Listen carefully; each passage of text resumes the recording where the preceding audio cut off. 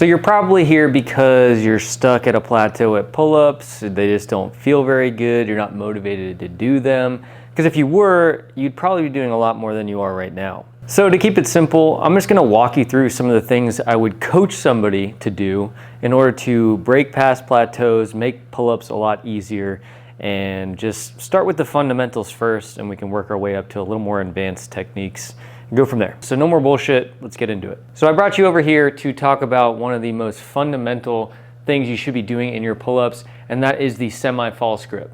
So a traditional false grip, it's easier to do on rings. That is where we put the heel of our palm on top of whatever we're pulling on. It's very uncomfortable to do this on top of a straight bar. So we do something called the semi-false grip, which is just rotating our hand a little bit more forward without actually putting the heel of our hand on the bar. So normal grip, our wrists are relatively straight and we're holding on like this. If you're not used to holding onto the bar like that, it can still be a little uncomfortable on the hands because we're pinching our skin. I'll go over that a little bit later. That's mostly for volume. Semi-false grip, it's going to pinch that skin, and it's more of a training principle because you have to get used to it. You have to develop those calluses to make it feel comfortable. And you have to have pretty strong forearm flexors. But all it is we're rotating our knuckles forward. So this is a traditional hang. What we want to do is point our knuckles a little more forward and create this angle in our wrist here. And we're going to sit in it like that. You want to get used to that position because that position is going to create the most power in your pull. And again, I've been doing this for years and it's still uncomfortable to me, especially in a dead hang. The dead hang is actually more uncomfortable than performing pull-ups while in that position, but it's just the strongest position to get yourself in. I also recommend putting some tape and potentially using chalk because you want to create as much friction as possible. Because if I were to do the semi-false grip on a straight metal bar like this, as I get sweaty especially, my hand is going to rotate out of that position. And if you've ever seen pro pull-up people, usually what they do is they're going to be pulling, and then as their hand starts coming out of that semi-false grip, they're going to do a re-release and a re-grab into that position to try to get back into that semi-false grip because it's so crucial. So we're gonna be like this, and we're gonna do that slight re-grip. That's just a staple fundamental that you wanna have down if you really wanna push past plateaus. And I'll show you one key exercise you could do if that feels just crazy uncomfortable, because I mean, it's gonna feel a little bit uncomfortable, but you need to get this down if you wanna get stronger at pull-ups to like the 30 rep range or the 40 rep range. It's just, or pull a lot of weight in your weighted pull-ups. It's very crucial that you get the semi-false grip down. The key exercise in strengthening your semi-false grip is going to be strengthening your forearm flexors. And you can do that off the bar. I do these all the time in conjunction with my other training. It's just called a supported flexor curl. I usually do this with a straight bar because it's easier to keep your hands in the same position and then flex upwards. Dumbbells work too. Whatever you can grab onto and then flex your wrists forward, that's gonna target the forearm flexors. So what that looks like, forearms are gonna be parallel. You're gonna have your wrists hanging far enough over that they can release all the way. And then all we're gonna do is contract that weight up. You can see how the dumbbells are a little bit angled here.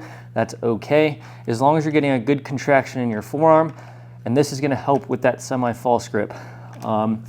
There's so many variables when it goes into like prescribing a rep scheme. I'm gonna talk personally here. What I try to do is aim for a weight that I can do for 20 reps, rest for a little bit between each set, and do it for 3 to 4 sets. That's what I aim for. The weight is gonna be the most variable thing for everybody else. I usually use, I won't go heavier than a straight bar with 10.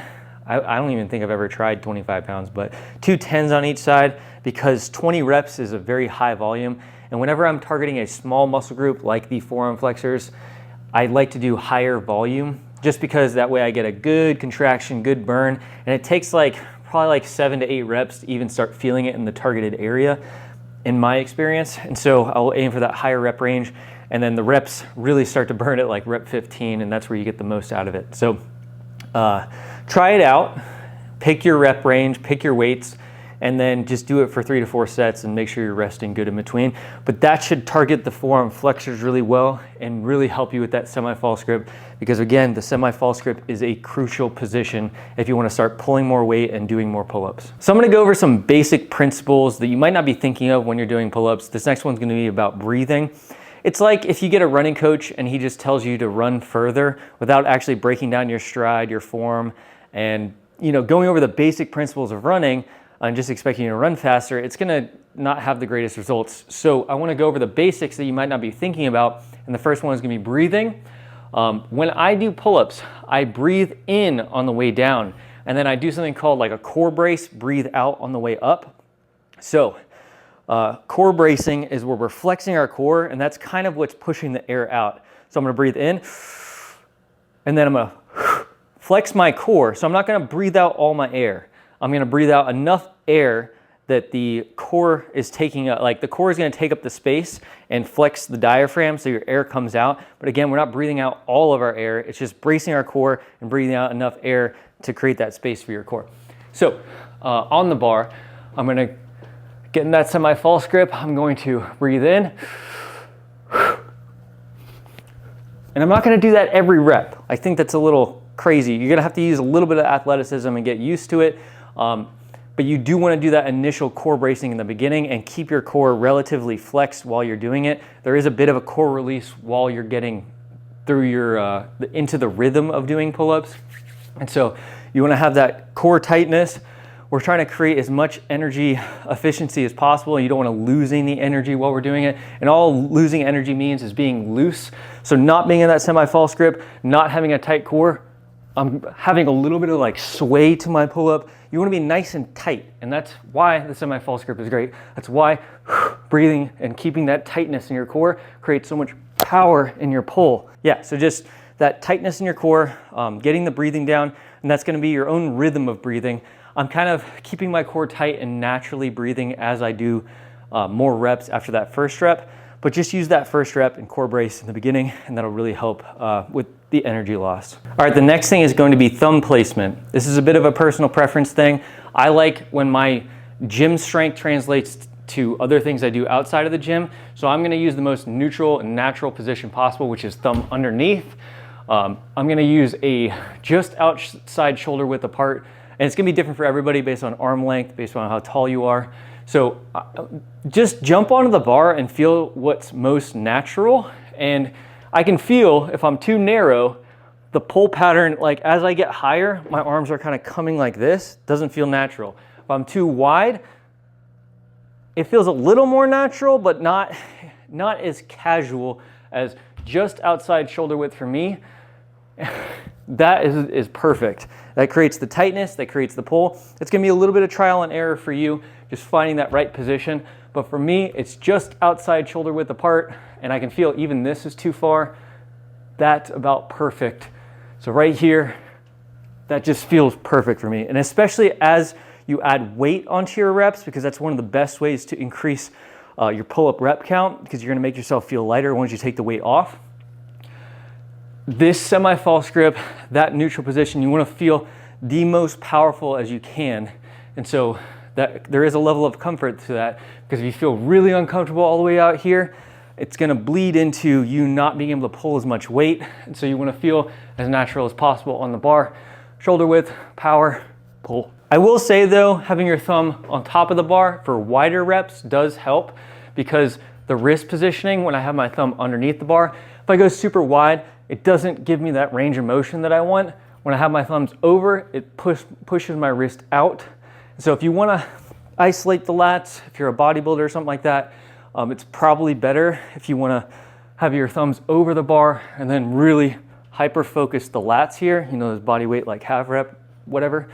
I kind of stopped doing wide reps after I did the world record for most pull-ups in 60 seconds, because it didn't translate as much as I wanted to into other things like rock climbing and OCR. I just stopped doing them because it doesn't feel natural. It doesn't translate to anything besides trying to isolate the lats more. It's not a bad thing to train them. It's just, I want to train the most efficient way possible. And for me, that's neutral grip, thumb under the bar. The last thing I want to talk about today is shoulder external rotation. The shoulder external rotation coming from the shoulder is very important because there's a lot of people putting cues out there that you want to bring your elbows in. I used to do the same thing. It's just an easy way to explain it. But the power comes from your shoulder because we're getting your shoulders lined up so you can pull harder with your lats. As we externally rotate, so external rotation, it looks like this when we're on the ground, or when our hands are down in the anatomical position, just like this. But when we have our hands up, it's going to look like this. So it's going to look a little weird. It's like kind of the opposite you'd think external rotation would be because your shoulders are coming towards the midline. So it just looks weird. I don't have my hands on the bar yet, so you can see my shoulders are coming. They have pretty much full range of motion here. But when I'm on the bar in this fixed position, my elbows are going to come in because my shoulders are coming in. That's going to allow you to get into the proper position, the most powerful position. And you don't want to, when you're on the bar, they're not going to move very much.